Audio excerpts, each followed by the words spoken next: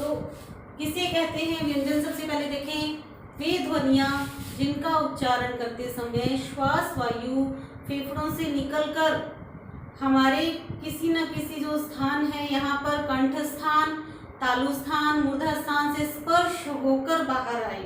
अर्थात आसान शब्दों में देखें कि वे ध्वनियाँ जिनका उच्चारण करते समय श्वास वायु रुकावट के साथ बाहर आए क्या कहलाते हैं?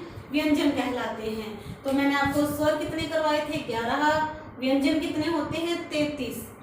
टोटल कुल व्यंजन कितने, वर्ण कितने हुए? कुल वर्ण कितने हुए? 44। तो इनका वर्णन जो है ये दिया हुआ है संविधान में। संविधान में कुल वर्ण कितने हैं? 44 हैं। और देवनागरी लिपि में जो प्रयुक्त किए जाते हैं वे कौन कौन से हैं? देखिए, स्वर है 11, व्यंजन है 33, 4 संयुक्ताक्षर कौन कौन से? श, त्र, ज्ञ और श्र। 2 क्षिप्त अड़ और ढ। 2 अयोग वह अंग और अह। ये कुल मिलाकर कितने हो जाएंगे? 52। तो देवनागरी में कितने प्रयोग किए जाते हैं? कुल वर्ण 52, स्वर 11, व्यंजन 33, संयुक्ताक्षर 4, क्षिप्त 2, अयोग वह 2। और संविधान में कितने का उल्लेख है? 44 का। उच्चारण स्थल के आधार पर व्यंजन, उच्चारण स्थल के आधार देखें अपने, मैं लिख लेती हूँ पहले इन्हें। क वर्ग, क, ख, ग, घ, अंग खाली। च वर्ग, च छ नहीं बोलना है बच्चों। सभी जो व्यंजन है वो स्वरों की सहायता से बोले जाते हैं, इसलिए इन्हें बोलना है ट वर्ग, ट, ठ, ड, ध, ण। स्वर रहित व्यंजन लिखने के लिए नीचे हलंत का चिन्ह लगाएंगे। त, थ, द, ध, न। प वर्ग, ये 5 वर्ग हैं बच्चों। 5 वर्गों में से बांटा है और प्रत्येक वर्ग का प्रथम अक्षर इनका नामकरण कर दिया गया है। आगे देखें, य, र, ल, व, श, श, स, ह। अब देखें इनका उच्चारण स्थल। इनके उच्चारण स्थल के लिए मैं फिर से वही स्ट्रक्चर आपको दिखा रही हूँ। ये आपको जैसा कि मैंने बता दिया है, अब बार बार नहीं बताऊंगी। ये है कंठ स्थान, यहाँ जीभ को ऊपर लेके जाओगे जहाँ स्पर्श करेगी तालु स्थान। उसके बाद दांतों के ऊपर जो कठोर स्थान है कौन सा स्थान है? मूर्धा स्थान। उसके बाद दांत, उसके बाद ओष्ठ। अब देखें क वर्ग, बोलकर देखें बच्चों, ध्यान से बोलकर देखना, धीरे करेंगे अपने आराम से, कोई जल्दी नहीं है। क, ख, ग, घ, अंग। तो कहाँ से बोले जा रहे हैं? ये कंठ स्थल से ध्वनि आ रही है, ये हो जाएंगे कंठ्य। च, छ, ज, झ, य। ध्यान से बोलकर देखिए, च, छ, ज, झ, य। जीभ कहाँ स्पर्श हो रही है? तालु से स्पर्श हो रही है, तो ये कौन से हो जाएंगे? तालव्य। ट, ठ। जीभ कहाँ स्पर्श हो रही है? खुद बताएं आप, जीभ कहाँ स्पर्श हो रही है? खुद सोचे। जीभ जो है वो मूर्धा स्थान पर स्पर्श हो रही है। ट, ठ, ड, ढ, अण, ये हो जाएंगे मूर्धन्य। त, थ, द, ध, न। जीभ दांतों से स्पर्श हो रही है, ये हो जाएंगे दंत्य। प, फ, ब, भ, म। होठों से स्पर्श हो रही है, होठ आपस में स्पर्श हो रहे हैं, सॉरी, तो ये हो जाएंगे ओष्ठ्य। आ गया यहाँ तक अच्छी तरह से समझ में? अब मैं एक चीज और बता दूं आपको, ये है अंगे खाली, ये है य खाली, ये है अण खाली। तो इनको खाली क्यों बोलते हैं बच्चों? इनको खाली इसलिए बोलते हैं क्योंकि इनसे किसी भी शब्द की शुरुआत नहीं होती, इसलिए इन्हें खाली बोलते हैं। अब देखें, य और श, र और श, ल और स, व और ह। अब देखें, यश, यश बोलते ही जीभ जो है तालु से स्पर्श हो रही है, तो ये हो जाएंगे तालव्य।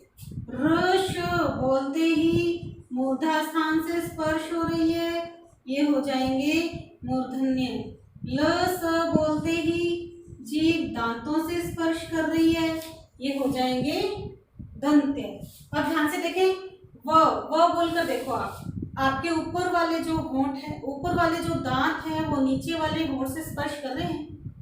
ध्यान से देखें, व बोलते ही ऊपर के जो दांत हैं वो नीचे वाले होंठ से स्पर्श करेंगे, इसलिए इसे बोलते हैं दंतोष्ठ्य। ह काकल्य ध्वनि है, काकल स्थान से बोली जाती है। ये कौन सी ध्वनि है? काकल्य ध्वनि है। अब बच्चों एक चीज इसमें ध्यान रखना, अच्छी तरह से मैं संधि में आपसे बार बार पूछूंगी। अब हम लोग क्या बोलते हैं? श शलगम, श षटकोण, स सलेट, यही बोलते हैं ना आपने।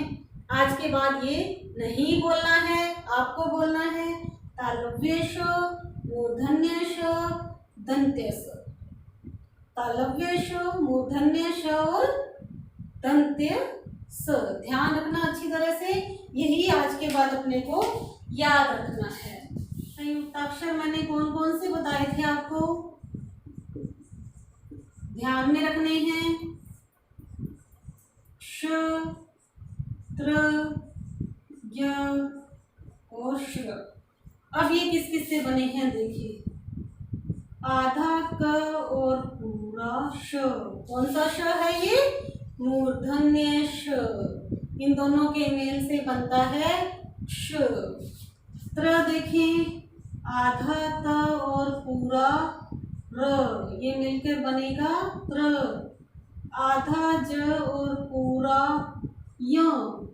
यहाँ गड़बड़ हो गई कि हम तो इसे ग बोलते हैं, इन दोनों को बोलते समय क्या उच्चारण आ रहा है? ज का। तो बच्चों ये ज ही शुद्ध उच्चारित रूप है इसका।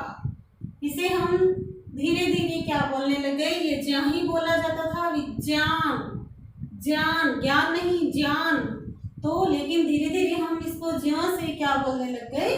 ज्ञ बोलने लग गए। तो इसे अच्छी तरह से ध्यान रखना है, ज्ञ किस किस के मेल से बना है? आधा ज और पूरा य। श्र देखें, आधा श और पूरा र। कौन सा श? तालव्य श। आगे चलें, उत्क्षिप्त ध्वनि मैंने आपको बताई थी। उत्क्षिप्त ध्वनियां कौन कौन सी होती हैं ये देखिए। उत्क्षिप्त ध्वनियां होती है अड़ और ढ। जैसे देखें, उत्क्षिप्त का मतलब क्या होता है? एक झटका देकर नीचे फेंकना। उत्क्षिप्त का मतलब होता है एक झटका देना, फिर नीचे आपकी जीभ ऊपर जाएगी, एक झटके के साथ नीचे आ जाएगी। ये ध्वनियां क्या कहलाती हैं? उत्क्षिप्त ध्वनियां कहलाती हैं। जैसे देखो, मैं इनका प्रयोग कहाँ यूज होता है? ये सड़क, पड़ा, पढ़ाई, है ना, यहाँ ये। अब ये आप लोग ये मत समझ लेना, ये है अंगै खाली और ये है अड़। इन दोनों में ये बिंदी यहाँ आएगी और ये यहाँ। ध्यान रखना है अच्छी तरह से। अयोग, अयोग मैंने कौन कौन से बताए थे? अनुस्वार और अनुनासिक। अनुस्वार ये वाला, अनुनासिक चंद्र बिंदु जिसे बोलते हैं। अनुस्वार जो है वो स्वर के पीछे बोला जाता है, स्वर के पीछे बोला जाता है। अनुस्वार जो है वो स्वर के पीछे बोला जाता है। जैसे गंगा बोलकर देखिए, गंगा, गंगा, है ना। ये जो है ये स्वर के साथ बोला जाता है, अंधकार, है ना, हो गया अंधकार। आगे देखें और देखें इसमें, मंगल, आंख, बोलकर देखो दोनों में अंतर है। अनुनासिक जो है ये स्वर के साथ बोले जाते हैं, ये स्वर के बाद में बोले जाते हैं। आ गया समझ में यहाँ तक? आगे चलें, विसर्ग, विसर्ग के बारे में मैं और बता दूं आपको थोड़ा सा। ये विसर्ग ये ह की ध्वनि देता है बच्चों, हकार ह की ध्वनि देता है। जैसे देखिए पूरी तरह से स्पष्ट रूप से नहीं देता है लेकिन हल्की ह की ध्वनि देता है। जैसे अपने लिखते हैं प्रातः, जैसे अपने लिखते हैं दुख, ये स्वर और व्यंजन दोनों के साथ प्रयोग किया जाता है और विसर्ग जो है वो हकार की ध्वनि देता है। यहाँ तक आ गया समझ में? अब देखें एक चीज और ध्यान रखनी है आपको, ऊष्म स्वर। ऊष्म स्वर कौन कौन से हैं? श, श, स, ह। ऊष्म स्वर कौन कौन से हैं? श, श, स और ह। अब देखो ऊष्म का मतलब भी क्या होता है? गर्म, हल्का गर्म। जब भी हम इन चारों को बोलेंगे तो ये ध्वनि श्वास वायु हमारी जो है वो हल्की गर्म होकर बाहर आएगी, हल्की गर्म होकर बाहर आएगी। तो ये क्या कहलाते हैं? ऊष्म कहलाते हैं। तो कौन कौन से ऊष्म हुए हो जाएंगे याद आप सबको? श, श, स और ह। इसके बाद जो संधि में काम आएंगे कौन कौन से हैं? घोषत्व के आधार पर घोष और अघोष और सघोष, या इसे घोष भी बोल सकते हैं, घोष या अघोष। देखें कौन कौन से होते हैं। पहला दूसरा श, श, स, ये है अघोष। पहले दूसरे का मतलब प्रत्येक वर्ग का पहला और दूसरा, प्रत्येक वर्ग का पहला दूसरा। देखो यहाँ क, ख, च, छ, ट, ठ, त, थ, प और फ। प्रत्येक वर्ग का पहला दूसरा और ये श, श, स, ये हो जाएंगे अघोष। सघोष कौन से होंगे? प्रत्येक वर्ग का तीसरा, चौथा, पांचवा, य, र, ल, व और ह। अब इसको याद करने का तरीका, जो कि संधि आएगी मैं फिर से पूछूंगी कि अघोष सघोष कौन से हैं। तो इसको याद करने का तरीका, एक ट्रिक याद रखना कि पहला दूसरा श, श, स, ये तेर है, अघोष हैं, बाकी सारे घोष हैं। हो जाएगा याद? पहला दूसरा श, श, स, ये तेर है, अघोष हैं, बाकी सारे घोष हैं। आ जाएगा? अच्छी तरह से आप याद करेंगे इसे। अब देखिए मैं आपको बता देती हूँ वर्ण विच्छेद। वर्ण विच्छेद करना कैसे करेंगे? वर्ण विच्छेद जैसे देखें मैंने लिखा सरिता, तो इसका वर्ण विच्छेद कैसे करेंगे? इसमें कितनी ध्वनियां हैं देखिए अपने।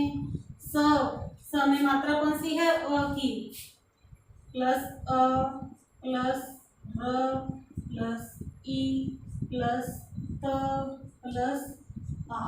जो भी मात्राएं हैं मैं निकाल रही हूँ, मात्रा निकलते ही इस व्यंजन के नीचे क्या आ गया? हलंत का चिन्ह आ गया। अच्छी तरह से ध्यान देखना। जैसे मैंने किया विज्ञान, तो देखो कैसे टुकड़े करेंगे? व प्लस ई य, किस किस के मेल से बना है बताया आपको मैंने, ध्यान रखें। ज प्लस य प्लस मात्रा कौन सी? आ की, प्लस न प्लस अ। आगे देखें एक और बताती हूँ आपको। देखें विश्राम। विश्राम देखें, व के साथ कौन सी मात्रा है? ई की। श्र किस किस के मेल से बना है? श प्लस र के मेल से बना है। र के साथ मात्रा कौन सी है? आ की प्लस म प्लस। यहाँ तक आ गया समझ में? मैं अभी इसी तरह से आपको पीडीएफ में और शब्द दूंगी, आपको उनका वर्ण विच्छेद करके देखना है और कल हम शुरू करेंगे।